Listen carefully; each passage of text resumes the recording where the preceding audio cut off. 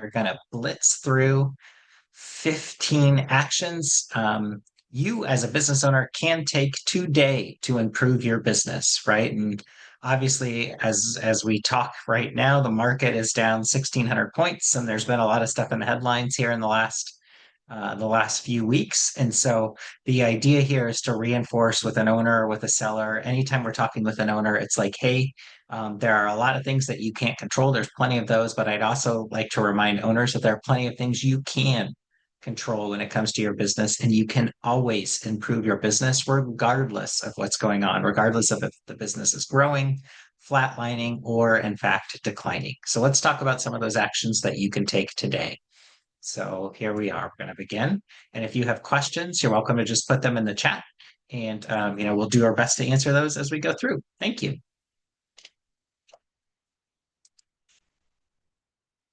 Excuse me. Okay. All right, here we go. I'm going to start right at the top.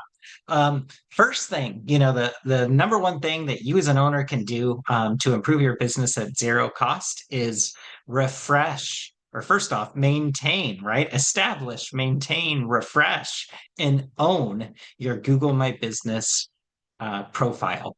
Right. And so what do we mean by that? If you Google a business, so if you Google Washington Business Brokers, on the right-hand side, you are going to see a Google My Business listing for the business, right? That is critical. It's critical to your discoverability. It's critical to your business or yourself getting discovered, to your website getting traffic, to your business getting phone calls. Okay. It costs zero money to have a Google My Business profile. Many owners have already done this at this point. However, what they haven't done is maintain it, right? Or post to that Google My Business profile. Google looks at how recently your Google My Business profile was updated and how their algorithm determines how to present businesses that provide similar services in discoverability, right? When someone searches. So if you created a profile 4 years ago and you have had zero posts to it, that is not good, right? And so that's why we say here, updating it weekly, right? It can be as simple as, hey, our hours this week are X. Hey, we were at XYZ event, or B, or C. Here's a picture of a job we completed last week and a really happy customer, whatever it is, right? Responding to reviews. This seems so obvious, but I'm still amazed at how many owners aren't responding to reviews. Thank your customers, right? Asking for reviews, adding video and pictures. This is really critical, okay, to helping your business get discovered. This is leaving money on the table if you don't take number one seriously, right? And every business in America can benefit from spending a few minutes on their Google My Business profile. Okay. Next. Along these lines, look at your online presence across the board. Okay. And so, what do we mean by that? So, could you add videos on YouTube? Right. So, what is the number one, or what is the number two search engine in the world? It is not ChatGPT. The number two search engine in the world is YouTube. Right. So, if we search your business on YouTube, do we see anything at all? And if the answer is no, I would tell you that that's a problem, right? Irrespective of what your business does. Okay. Similarly, we list many other types of platforms. A lot of these are geared towards trades professionals and things like that. But nevertheless, if you're a medical spa, if you're a children's autism agency, if you're a roofing business, there are different online platforms that your business should be on. Okay. And that helps your business get discovered. That helps Google recognize that your business is on other databases and things like that too. Okay. Three, right? So now we're going to start to pivot to talk about your financial statements. Okay. And so one of the things that we do when we go to value a business, right? When an owner is starting to think seriously about selling, is we'll ask for your P&L for the last 3 years. And we'll look at every line item on the profit and loss statement on a percentage basis. So we'll look at what your marketing expense or what your bookkeeping expense was as a percentage of revenue for every year. Okay. I mentioned this, right? I mentioned this to look at it on a percentage basis because a lot of times costs end up for owners, right? We're busy, we're chasing sales, we're dealing with problem employees, whatever it is, right? We're fighting fires from day to day.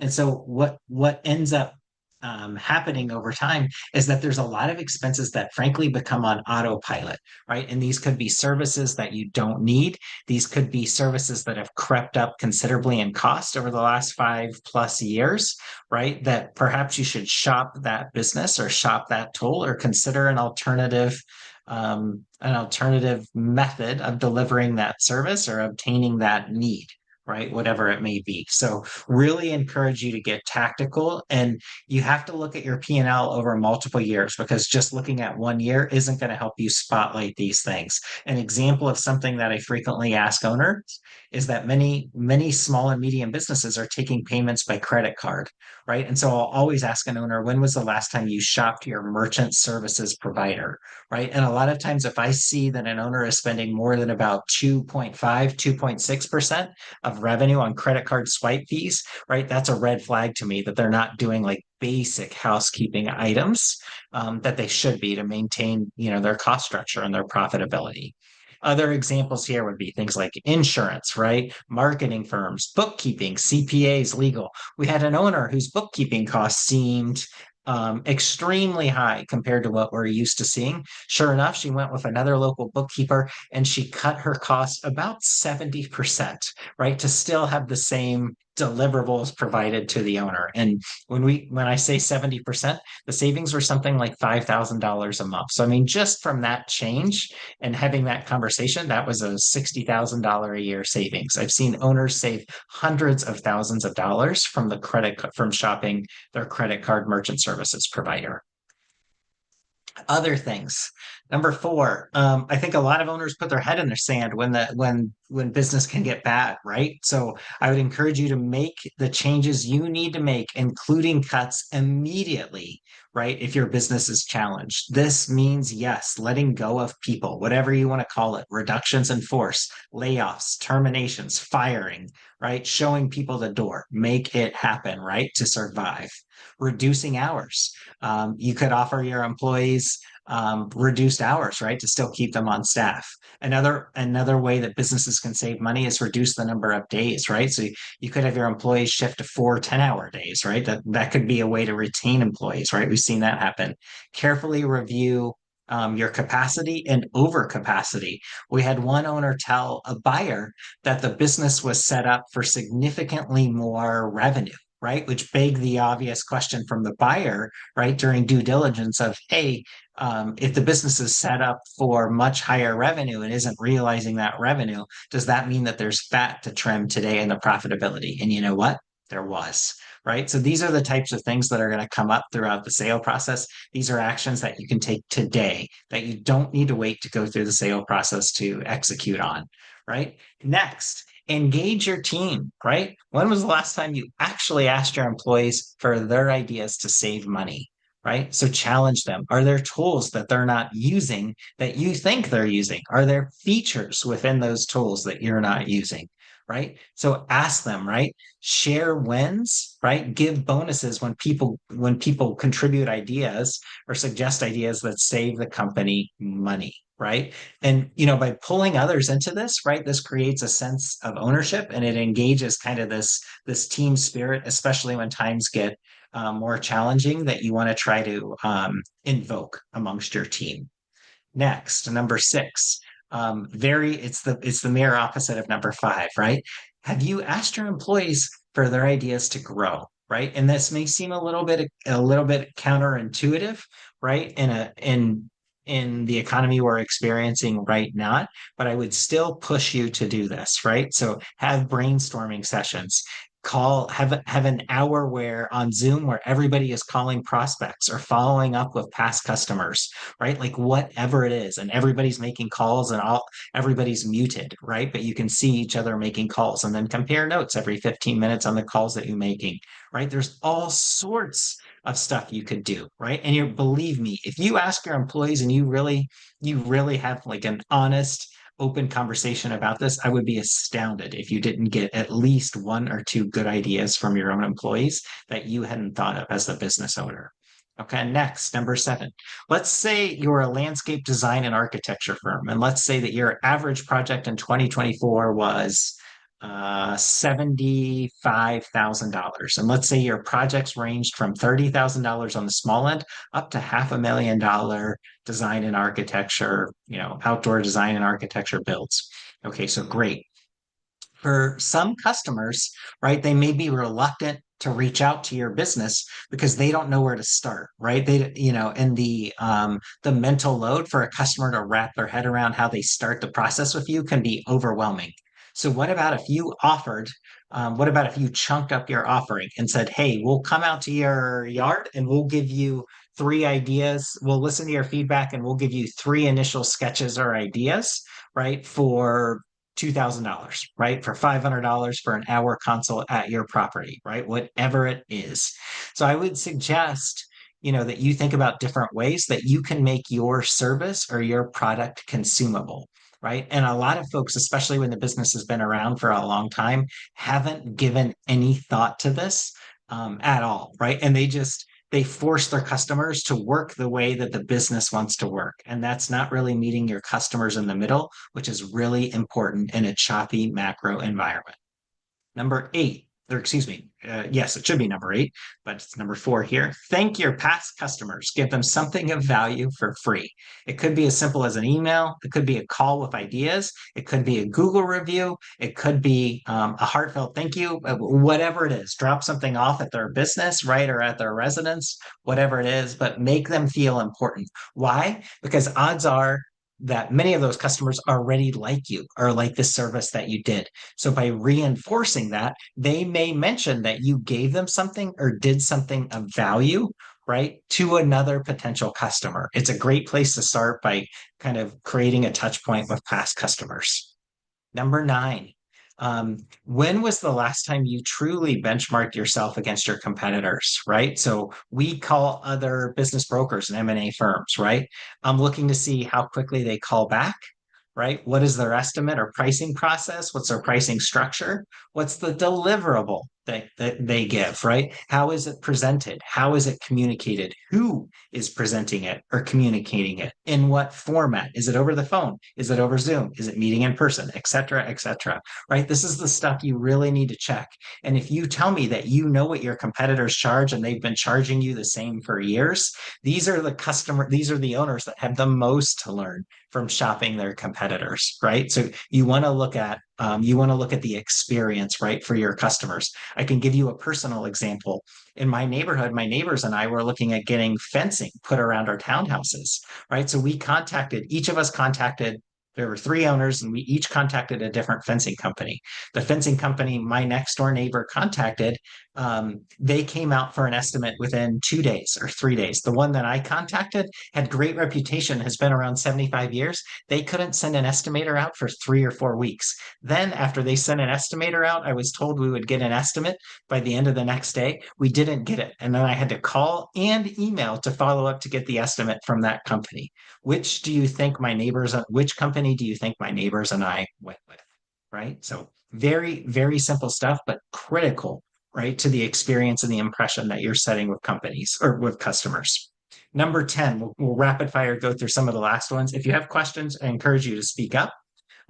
Clean and freshen up your physical space. And you may be thinking that this is a waste of time or that no one will notice and that customers don't go on site because you do everything virtually or out in the field, but your employees notice, right? Your employees notice. And so that's really important because that's a signal, right? And a trigger to everyone in the company that details matter, right? And that that you're a professional business. Your customers, if they're coming on site, are going to pick up on it too, right? There's a local business that I go in. I love the owner, right? I've been going there for years, but he has a trash can that says trash in it that hasn't been emptied in ages, right? And it is right by where you pay for the services at this business. And I see it every time I'm there, and it's killing me. Just killing me not to say anything, right? Because everybody sees this messy trash can of wrappers and other stuff that's been in there forever, right? Number 11, document your processes. Do you have documented processes for going on site in the field to do an estimate, for providing a quote, for setting up a new customer, completing a job, follow up after a job has been completed, right? Like these are really basic things, but critical things that will save your time and you money, right? Next, number 12, write a guide, case study, share a checklist with past customers or prospects, offer something of value, right? For example, what should you be looking for when evaluating roofing companies? What 10 things should you evaluate when you're getting a roofing estimate, right? Like share that with potential customers. Believe me, they'll notice and appreciate that. 13, are there partnership opportunities for your business?